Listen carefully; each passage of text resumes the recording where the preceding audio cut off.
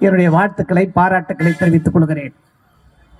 இங்கே நம்முடைய மாண்புமிகுரிய சகோதரர் சட்டப்பேரவை உறுப்பினர் அவர்கள் எல்லா செய்திகளையும் சொல்லிவிட்டார். அதைவிட என்னுடைய அன்பிற்குரிய அண்ணன் விபிஆர் அவர்கள் மிக சிறப்பான செய்திகளை எல்லாம் உங்களிடத்திலே சொல்லியிருக்கிறார். இந்த ஆட்சியினுடைய திட்டங்களை பற்றி சொல்லியிருக்கிறார். இந்த ஆட்சி எப்படிப்பட்ட ஆட்சி என்பதை பற்றி நாங்கள் சொல்லித்தான் உங்களுக்கு தெரிய வேண்டிய கட்டாயத்தில் இல்லை. கைப்புண்ணுக்கு கண்ணாடி தேவையில்லை என்பார்கள். அந்த வகையில் இந்த ஆட்சி இந்தியாவிலே எந்த முதலமைச்சரும் செய்யாத திட்டங்களை எல்லாம் நிறைவேற்றி இருக்கிற ஒரே முதலமைச்சர் முத்துவேல் கருணாநிதி ஸ்டாலின் என்பதை யாரும் மறக்க முடியாது.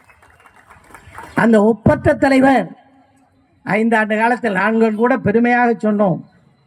என்னுடைய உயிரிணைய தலைவர் முத்தமிழறிஞர் தலைவர் கலைஞர் அவருடைய வார்ப்பாக இருக்கிற காரணத்தால் சாதாரண சாமானிய மக்களுடைய உணர்வுகளை புரிந்து ஒவ்வொரு திட்டங்களாக நிறைவேற்றி கொண்டிருக்கிறார்.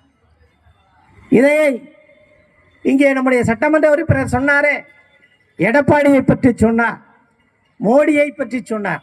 நாங்கள் அதிகமாக சொல்ல வேண்டிய அவசியம் இல்லை. மோடி என்ன சொன்னார்? நான் ஆட்சி பொறுப்புக்கு வந்தால் 15 லட்சம் பணத்தை, கருப்பு பணம், எங்கே இருக்கிற பணம், அது என்ன மாதிரி இருக்கும் போல இருக்கு அந்த பணம், அந்த கருப்பு பணத்தை எல்லாம் கொண்டாந்து இங்கே இருக்கிற தாய்மார்கள் சகோதரிகள் உங்களுடைய வங்கி கணக்கில் 15 லட்சம் போடுன்னு சொன்னான். சொல்லிட்டாங்களா? யாருக்காவது வந்துச்சா? 15 லட்சம் வந்துச்சாமா? யாராவது வந்தோம் என்று சொல்லுவதற்கு தயாராக இருக்கிறார்களா? அல்லது அதற்கு வெள்ளேறிக்கை உன்னால் தர முடியுமா? எவ்வளவு கருப்பு பணத்தை மீட்டு வந்திருக்கிறாய் என்று சொல்ல முடியுமா உன்னால்? இல்லை. கருப்பு பணம் கொடுக்கல. அது மட்டும் இல்லை பெரியோர்களே, இந்த கருப்பு பணத்தை ஒழிக்கிறேன்னு என்ன பண்ணா, 2000 ரூபா நோட்டு செல்லாதுன்னா, 1000 ரூபா நோட்டு செல்லாதுன்னா, நம்ம ஆத்தா பாட்டியெல்லாம் என்ன பண்ணிச்சு, 1000 500 வச்சுக்கிட்டு போய் வங்கி வாசலில் நின்றுச்சு, மிதிப்பட்டு செத்துச்சு. யாருக்காவது பணம் திருப்பி வந்துச்சா?